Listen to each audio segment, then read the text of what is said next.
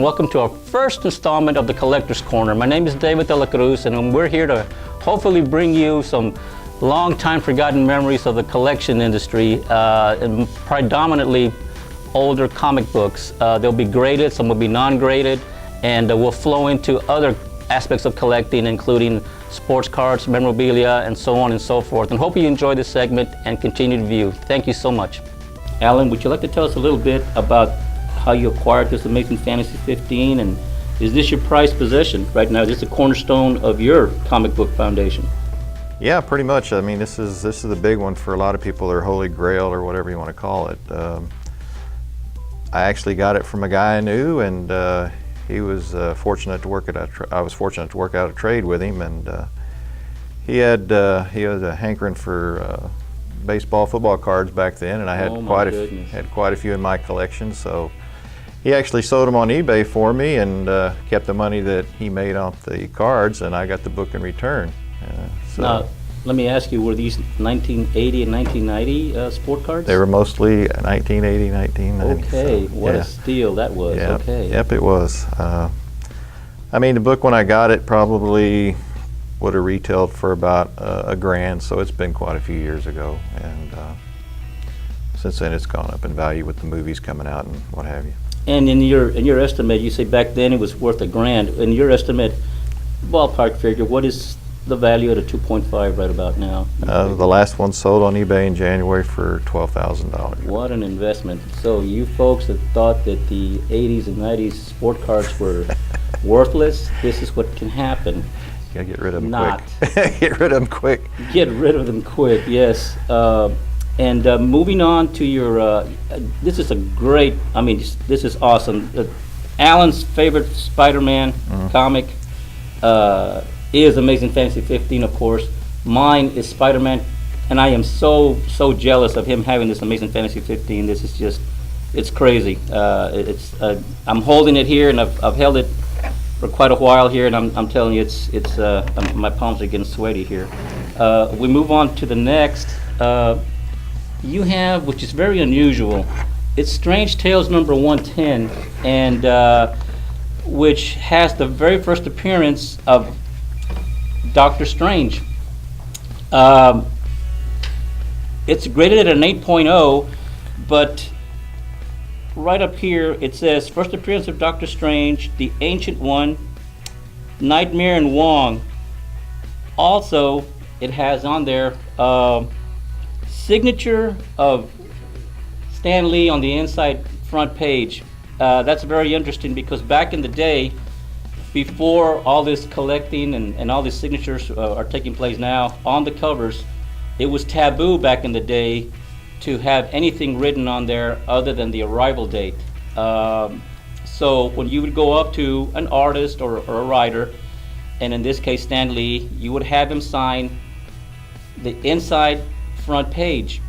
And this is a classic example of that, although obviously you can't see it, but it is noted as such, and it's interesting. What can you tell us about that? How did you acquire that? Actually got this from not the same guy with the baseball card. No, this one I actually bought at a store here, an old store here in town that was run by Judge Garza back in the day, and knew him very well. Awesome person. And anyway, it was back in the day. It was $100, and I can't remember if I just paid straight up cash for it, if I traded Tracy out of something or what have you. And anyway, I got the book home, was leafing through it because I'd never had one in my collection. In fact, I've never seen one before then. And I was leafing through it, and right there on the front page of the story, first story of Doctor Strange, was Stan Lee's name written. You could tell it was his signature. He's got pretty distinctive. That's insane. That's crazy. That's just crazy. So anyway, what a find! What a find! And of course, Doctor Strange we just finished watching that movie just recently, and did fairly well at the theater. I believe he's going to make several other appearances in the upcoming Marvel movies, is he not? Yeah, he's supposed to. From what I hear, he may be in the new Guardians, not the Guardians, but the new Avengers movie coming out with the Infinity Wars or whatever it's called now. I don't know. And I think he actually has another sequel to his going to be coming out too. So that's good. Yeah, he'll be around a while. This is awesome. I mean, this is a really tough to find in this condition. It's an 8.0. A lot of us would prefer a 9 or better, but to get an 8.0 in this old of a book is really, really tough, guys. This is an exceptional piece of collection history here, along with the Amazing Fantasy 15. This is just two great books, old-time books, and it's just too bad that it's encased, because I don't know if you're going to agree with me, but I love that old comic book smell. Oh yeah. I just say bottle it, use it as a perfume for guys, and I think it would just be a major hit. But anyway, thank you for these two. And our very last one, Alan has what's become surprisingly one of the major hits that AMC has, and can you show us that? It's a 9.8 Walking Dead #1. 9.8. That's fairly good add to your collection there, Alan. What can you tell us about this one?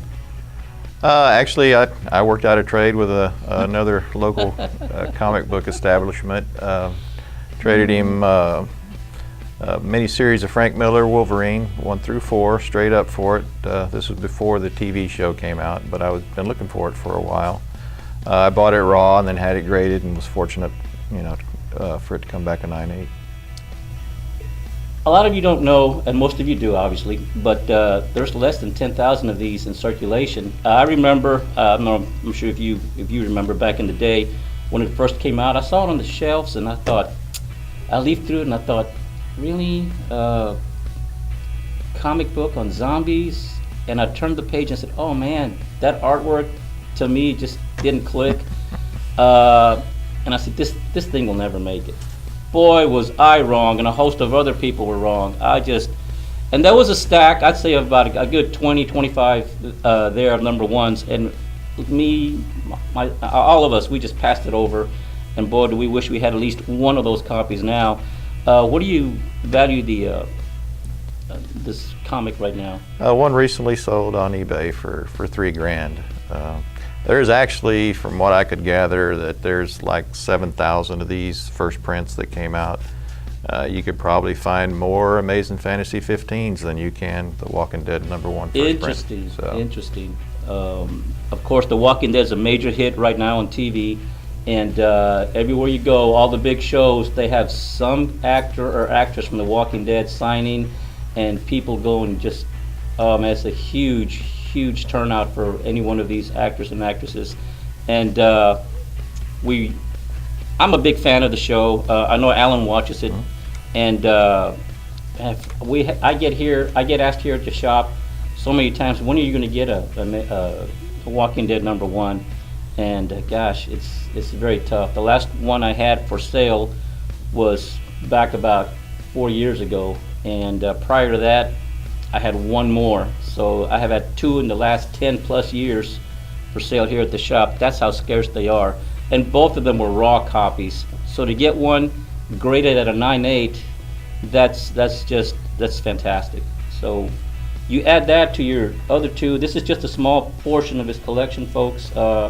I'm always amazed at what Alan comes up with. He has some tremendous books, all genres, whether it be golden, silver, modern, bronze, you name it. He has a very good eye for books, the condition, and what to look for, and a good sense of what's going to be hot. So he takes advantage of that. And but Alan, I'd like to thank you. Sure. This is a great collection. I appreciate you coming in here in our first installment, and thank you for watching.